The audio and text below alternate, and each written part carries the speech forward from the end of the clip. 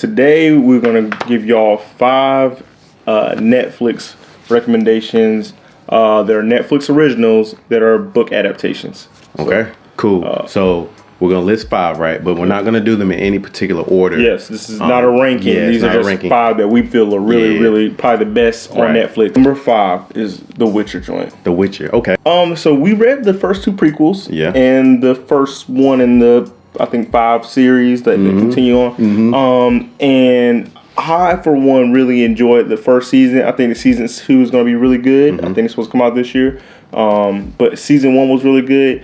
I think people have qualms about how it like jumped around a little bit and stuff like that. It caught me off guard a little bit myself. But that's how the books are, right? That is exactly how the prequels are. The prequels are. The world that they're in is very much worth your time. Yes. Henry Cavill as Geralt. He really wanted this role, and I feel you can tell he immersed himself into being Geralt. You know, I think even in the interview he mentioned that like growing up he read the books, and he played the game. He played the video game. Yeah. You know? So I think you can see his enjoyment from it. You really like the Yennefer character who played Yennefer. Oh yeah, TV show Yennefer. You're right. She was hilarious. Yes. TV show Yennefer was funny. Yeah, she was funny. She was. You know, she was really. She was entertaining. She was very entertaining. And then the combat scene, man, the action, like the very first episode when he's fighting that chick in the combat, I was like, oh.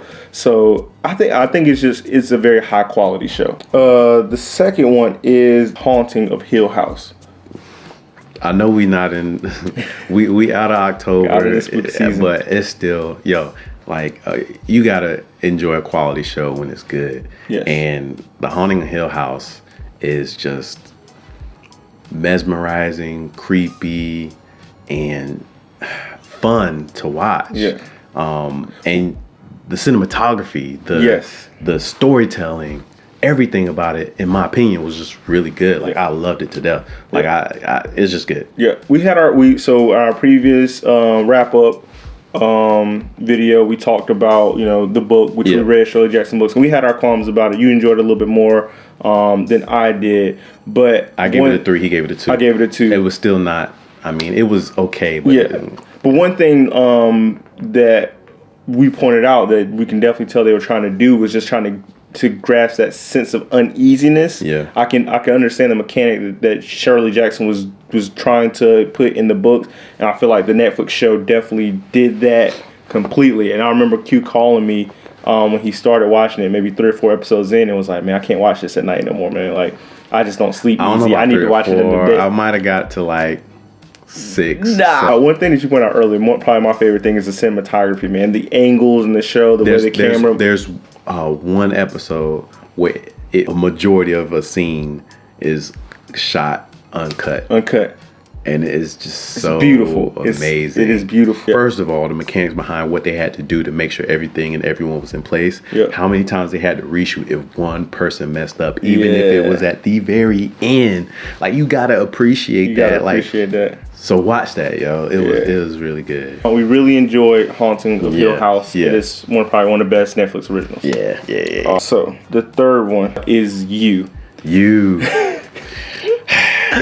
is it's a TV show series about a guy who is stalking a girl, and he finds a way to make sure to be in their life. It's like he knows them so well because he's stalking them that he has all the answers. Yeah. So he has a really good cover. He works at this bookstore. He's a very chill, laid back kind of guy. Yeah. He's just the kind of guy you don't suspect at first, but then when you just keep looking at him, you're like, something ain't right, you know. But like nobody really. There are only a couple characters that keep looking at him and be like, oh, you ain't right. The fact that my man's can follow somebody, put on a hat, and be around the corner and not be at the bar. It's like a cartoon character, man. And chick will be 2 people down talking to her friends about this guy. But they never see Joe. They never see him. Joe, man. It is crazy. It's like, come on. Like they don't got passwords on his phone. He just get into the phone. Like, it's just silly, tropey stuff It is. that is also just really good and engrossing. And like towards the beginning of it, you're like, oh, whatever. And then towards the end, you're like, yo, what's twists and turns that happen. Like, so we haven't read You, but I would, based off and you've seen both seasons, right? Yeah. Based off our enjoyment of watching the season, I would read the book that You is based off because it seems like man, no way this happened. No way he was at the bar and so I went to the bathroom and he took them and tripped over the trash can and nobody saw. Like, that really happened? Like, it's entertaining. It's entertaining. It's just at a different level. So our second favorite, in our top 5, second to last series that we would recommend based off of a book, and this is a shout out to our romance fans, is To All the Boys I've Ever Loved. Yeah.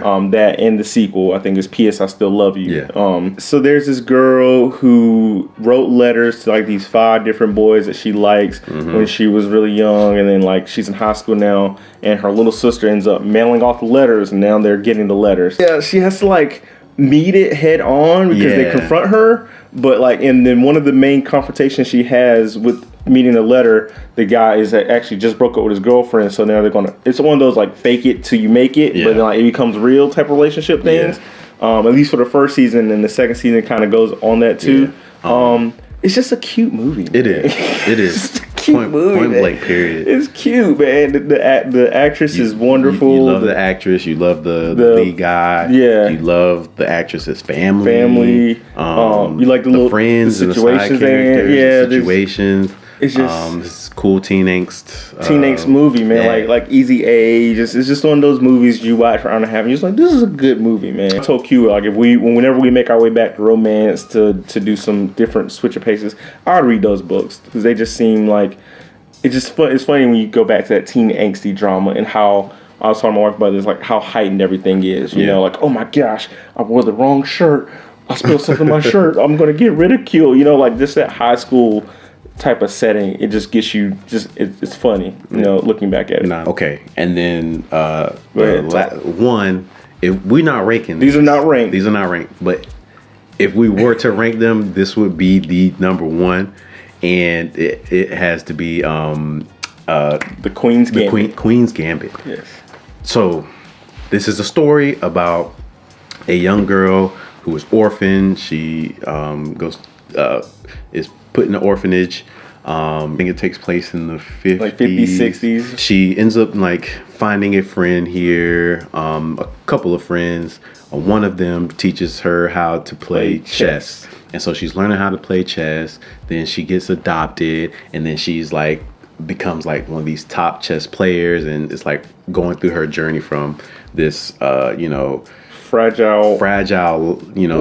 orphan life that she had to one of the like most recognized chess players period. Like, and she's just amazing. She's a great actress. The storytelling is great. They flash forward and flash back. They use cinematography is great. They use a lot of color theory in it, so if you're into like watching like different colors and paying attention to what that means, and then as her life progresses, as things change, as time progresses, the colors change, and it's subtle, but it's dope.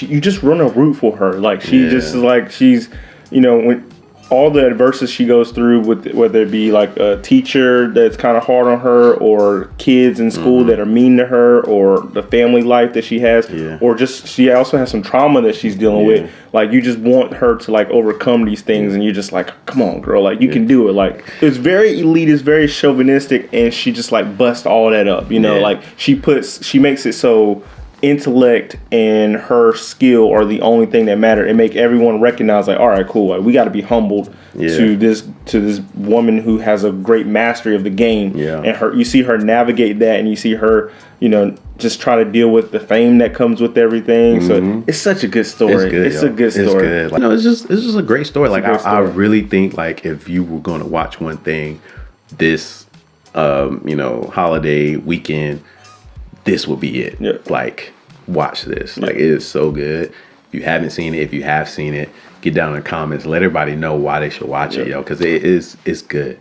And what inspired us to make this video is since we think these shows are so good, you know, one thing you always say is like what the source material might be like, you know, like we were just coming up with 5 that we've seen, that we've watched. If there's some that we missed that y'all really think we should add to the list, you know, let us know down in the comments. If you read this Queen's Gamer book, I'm sure maybe some of our romance fans might have read the To All the Boys I Love and Loved and sequel to that. Let us know how those books are. You know, be like, hey, you know, these books definitely killed it. Or if you thought the Netflix series was better, let us know that too. We just said cool. So yeah, man. Hey, listen, we appreciate y'all for stopping by.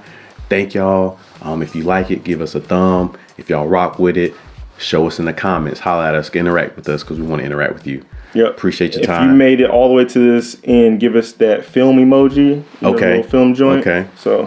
Okay. Cool. Peace.